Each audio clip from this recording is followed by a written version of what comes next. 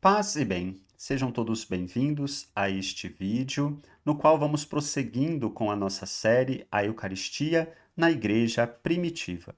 Neste vídeo, queremos falar sobre o testemunho de Santo Inácio de Antioquia.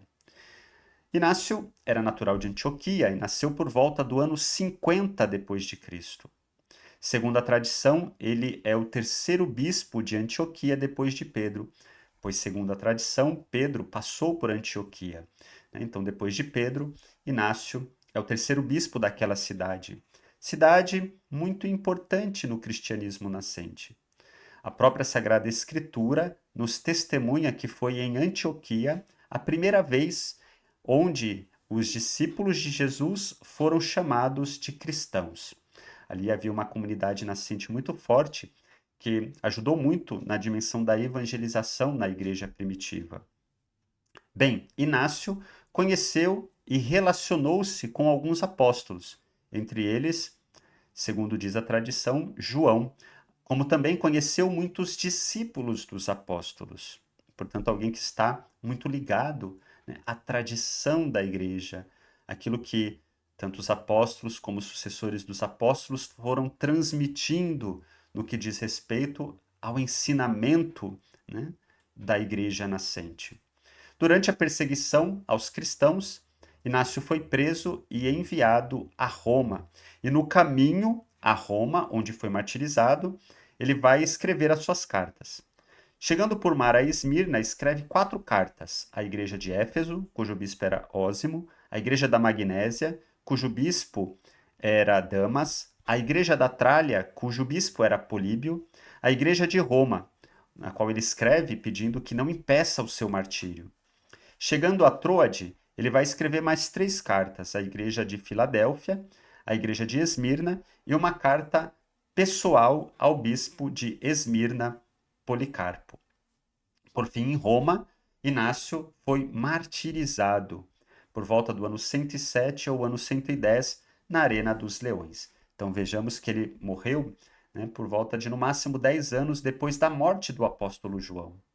Portanto, ele está muito próximo, né, do tempo apostólico. Então, ele testemunhou, é, esteve presente com apóstolos e com discípulos dos apóstolos, né, recebendo deles o ensinamento cristão e também transmitindo aos seus fiéis, e um pouco disso nos deixando testemunhado em suas cartas. Essas 7 cartas que são um tesouro da igreja primitiva, porque nos permite perceber algumas coisas do modo como a igreja nascente vivia, né? Em Inácio, nós vemos, por exemplo, no testemunho das suas cartas, aparecer a estrutura visível da igreja de modo muito claro. Então, ele fala da figura do diácono, do presbítero e do bispo, e este como sinal de unidade da igreja. Inácio fala da igreja como una, santa e católica. E é a primeira vez que nós vamos ver a igreja sendo chamada de católica, justamente nas suas cartas. Isso é significativo, né? Se foi em Antioquia que pela primeira vez os seguidores de Jesus foram chamados de cristãos, também de Antioquia nos vem o primeiro testemunho histórico da igreja sendo chamada de católica. Por quê? Porque se acreditava que a igreja já tinha sido espalhada por todo o império, né? Por todo, por todos os lugares conhecidos até então. Por isso ela era católica, ou seja, universal. É verdade que havia a igreja de Corinto, a igreja da Filadélfia, a igreja de Jerusalém, a igreja de Roma, mas para além de cada igreja particular, havia uma única igreja. E ela é, portanto, católica, universal. E Inácio vai nos dar esse testemunho, né, do modo como a igreja passa a ser chamada. Isso está na sua carta, por exemplo, aos Esmirnenses, onde ele escreve: A presença de Jesus Cristo também nos assegura a presença da Igreja Católica. Ele vai falar muito claramente sobre a divindade de Jesus, sobre a encarnação. Nós vamos ver ele se referir à Igreja de Roma como aquela que preside a caridade na observância da lei de Cristo. Portanto, a Igreja de Roma como aquela que preside a caridade, né? Ela tem essa dimensão da presidência, né? Ele vai nos falar também, nos dar um testemunho importante sobre a questão do domingo. Ele diz assim: aqueles que viviam na antiga ordem das coisas chegaram à nova esperança e não observam mais o sábado, mas o dia do Senhor, em que a nossa vida se levantou por meio dele e de sua morte. Isso está na carta aos Magnésios, ou seja, os judeus guardavam o sábado e celebravam o seu culto no sábado. Os cristãos agora se reúnem no dia do Senhor e justamente dia do Senhor vai dar a palavra domingo. E é esse dia que os cristãos passam a guardar, não mais o sábado, mas agora o dia do Senhor, porque Jesus ressuscitou neste dia. E é o dia que os cristãos lembram e guardam, e o dia que celebram o culto. Isso já aparece no Novo Testamento, né? Os cristãos se reunindo neste dia, no dia do Senhor, e Inácio vai deixar isso muito claro na sua carta aos Magnésios. Quanto à doutrina da Eucaristia, vejamos alguns textos de Inácio. Na carta aos Magnésios, ele assim diz: assim como o Senhor nada fez nem por si mesmo, nem por meio de seus apóstolos, sem o Pai, com o qual ele é um, também vós não façais nada sem o bispo e os presbíteros. Não tenteis fazer passar por louvável coisa alguma que fizerdes sozinhos. Pelo contrário, reunidos em comum, haja uma só oração, uma só súplica, um só espírito, uma só esperança no amor, na alegria imaculada que é Jesus Cristo. Nada é melhor do que ele. Correi todos juntos, como ao único templo de Deus, ao redor do único altar, em torno do único Jesus Cristo, que saiu do único Pai e que era único em si e para ele voltou. Então, nós vemos aqui Inácio falar claramente sobre a unidade da igreja na figura do bispo e dos presbíteros. Então, assim como o Pai é um e um é o Filho, também, né, nós devemos estar unidos ao bispo e aos presbíteros e não fazer nada sozinho, nada por nós mesmos, mas sempre nessa unidade da igreja. Ninguém pode inventar uma igreja ou algo por si mesmo, mas é preciso estar nessa unidade. E então, é como se nós corrêssemos em torno de um único templo e para um mesmo altar de um mesmo Jesus Cristo. É óbvio que existem materialmente vários templos, né? Mas todos fazem parte de um único mesmo templo, que é a Igreja do Senhor, como também de um único altar. E aqui é interessante a referência ao altar. Por quê? O altar é o lugar do sacrifício. O que era um altar? O altar era um lugar onde se oferecia sacrifício. Assim era na antiga aliança. Mas se nós temos um altar, que sacrifício nós temos se nós não mais matamos animais como os judeus faziam? O sacrifício que nós temos é o sacrifício de Jesus, né? A Eucaristia celebrada no altar é, portanto, um sacrifício. Por isso temos altar, senão não teria sentido falar do altar. Mas, na medida em que a Eucaristia, lembramos, é o corpo de Cristo, né? O meu corpo entregue, o meu sangue derramado, presente no altar está o corpo de Cristo enquanto oferecido. Portanto, o que nós temos no culto é um sacrifício de Jesus presente para nós. E aqui é interessante, né? Um único altar e um único sacrifício. Para aprofundar esse aspecto da Eucaristia, eu sugiro que vocês acompanhem o nosso curso A Eucaristia nas Sagradas Escrituras, que também está disponível nesse canal. E lá nós falamos sobre essa dimensão da Eucaristia enquanto o sacrifício de Jesus tornado presente para nós. E isso fica claro em Inácio, porque ele fala que no nosso templo existe um altar. Portanto, se existe um altar, existe um sacrifício. E esse sacrifício é em torno do único Jesus Cristo, o seu único sacrifício oferecido ao Pai, né? Ele que veio do Pai e volta ao Pai. Então, essa volta ao Pai, esse oferecer-se ao Pai, está ligado à dimensão do seu sacrifício, à sua doação por nós, oferecendo-se assim ao Pai. E esse culto é o que nós oferecemos a Deus na medida em que oferecemos por meio de Cristo a nossa vida ao Pai. Né? Aprofunde isso no nosso curso sobre Eucaristia através das Sagradas Escrituras. Mas o importante é que nós vemos essa dimensão do sacrifício ligado à Eucaristia presente em Inácio na medida em que ele fala do altar. Bem, na carta aos Romanos, assim diz Inácio: meu desejo terrestre foi crucificado, e não há mais em mim fogo para amar a matéria. Dentro de mim há uma água viva que murmura e diz: Vem para o Pai. Não sinto prazer pela comida corruptível, nem me atraem os prazeres desta vida. Desejo o pão de Deus, que é a carne de Jesus Cristo, da linhagem de Davi, e por bebida desejo o sangue dele, que é o amor incorruptível.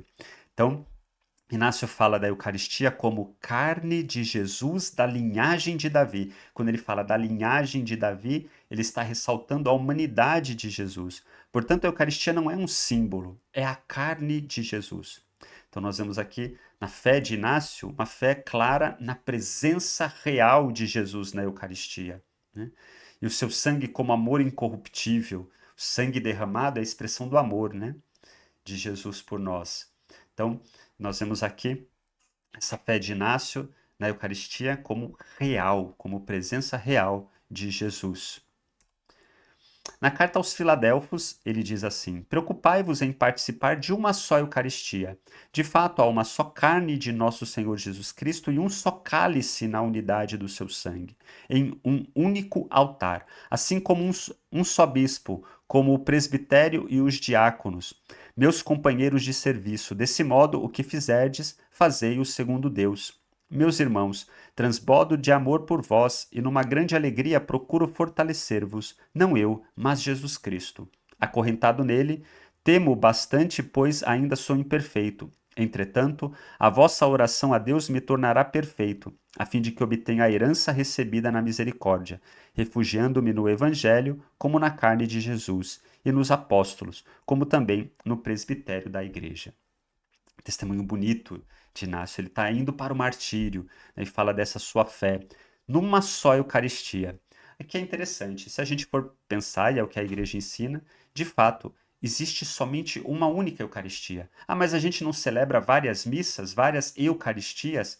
Sim, para nós, no tempo, existem várias celebrações eucarísticas, mas cada uma delas é uma mesma Eucaristia, porque há uma só carne de nosso Senhor Jesus Cristo e um só cálice, ou seja, há somente um sacrifício de Jesus na cruz. Esse sacrifício de Jesus oferecido na cruz se torna presente na Eucaristia para nós, né? O corpo entregue, o sangue derramado. E é esse único sacrifício de Jesus, presente no pão e no vinho, única Eucaristia, que nós agora oferecemos ao Pai. Oferecemos, portanto, o sacrifício de Jesus e dele comungamos, comendo a carne do Cordeiro, para estar em comunhão com esse mistério, por meio do qual nós também oferecemos a nossa vida a Deus e assim prestamos culto a Deus, e esse é o culto da nova aliança. De novo, para aprofundar esse mistério, acompanhe o nosso curso, a Eucaristia nas Sagradas Escrituras. Mas aqui para Inácio isso é claro. Há uma única Eucaristia e uma só carne de nosso Senhor Jesus Cristo e um só cálice na unidade do seu sangue. E aqui ele fala da Eucaristia como carne de nosso Senhor Jesus Cristo, portanto ele fala da Eucaristia como presença real de Jesus e do seu sacrifício oferecido, né? Um só cálice na unidade do seu sangue. E depois ele diz, né, que refugia-se no Evangelho, como também na carne de Jesus, né, e nos apóstolos. Ou seja, aqui o Evangelho é o próprio Jesus, não são os livros, mas é o próprio Jesus. E a carne de Jesus é a Eucaristia, e nos apóstolos, como também no presbitério da igreja. Ou seja, o presbitério da igreja, que é a sucessão dos apóstolos, né? Então, essa unidade da igreja, que para Inácio é cara. Então, também nós, né, devemos nos refugiar, né, na igreja, né, na unidade da igreja, na palavra, que é o próprio Cristo, e na sua carne, que é a Eucaristia.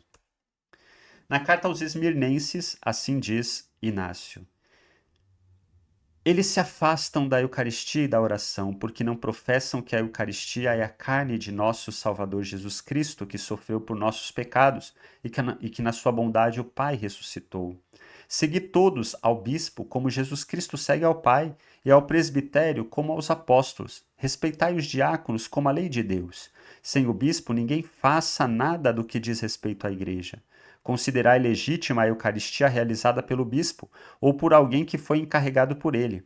Onde aparece o bispo, aí esteja a multidão, do mesmo modo que onde está Jesus Cristo, aí está a Igreja Católica. Sem o bispo, não é permitido batizar nem realizar o ágape. tudo o que ele aprova é também agradável a Deus, para que seja legítimo e válido tudo o que se faz. Aqui nós temos também um testemunho profundo de Inácio, né, com relação à Eucaristia.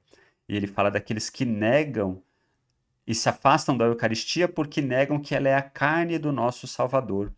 Portanto, de novo, ele afirma a Eucaristia como a carne de Jesus. E negar isso é se afastar da Eucaristia e é se afastar de Jesus, porque a Eucaristia é a presença de Jesus para nós. E essa Eucaristia deve ser celebrada na unidade da Igreja, né? A legitimidade da Eucaristia existe na medida em que estamos unidos ao bispo e ao presbitério. E aí está a Igreja Católica, pois é aí onde está Jesus Cristo.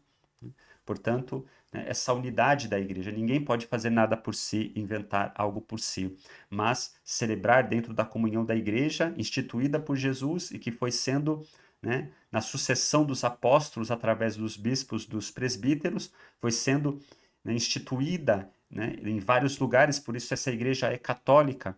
E nessa igreja é que celebramos o culto da nova aliança, através da Eucaristia, do sacrifício de Jesus tornado presente para nós e que nós oferecemos ao Pai, celebrando a presença de Jesus entre nós como esse alimento, né, para nós. Bem, esse é o testemunho de Inácio. Nós vemos, né, testemunhos belíssimos, profundos. Ele que escreve sua carta no caminho para o martírio. Portanto, aí está o centro da fé de Inácio, que conheceu os apóstolos, que recebeu deles a doutrina, né, da igreja e que ele transmite um pouco na carta, nessas cartas que ele nos deixou, nos deixando esse testemunho bonito sobre a Eucaristia, né? Que é o sacrifício de Jesus presente para nós, que é a própria carne de Jesus, no qual devemos nos alimentar, assim como Inácio, né? Eu me refugio na carne do Senhor, ela é o meu alimento, né? E é esse alimento que certamente deu força a Inácio no momento do seu martírio, né? Morrendo pela fé em Jesus. Que ele interceda por cada um de nós e que também possamos aprender dos seus ensinamentos e assim mais amar o mistério da Eucaristia que o Senhor nos deixou. Curta, compartilhe e continue nos acompanhando. Paz e bem.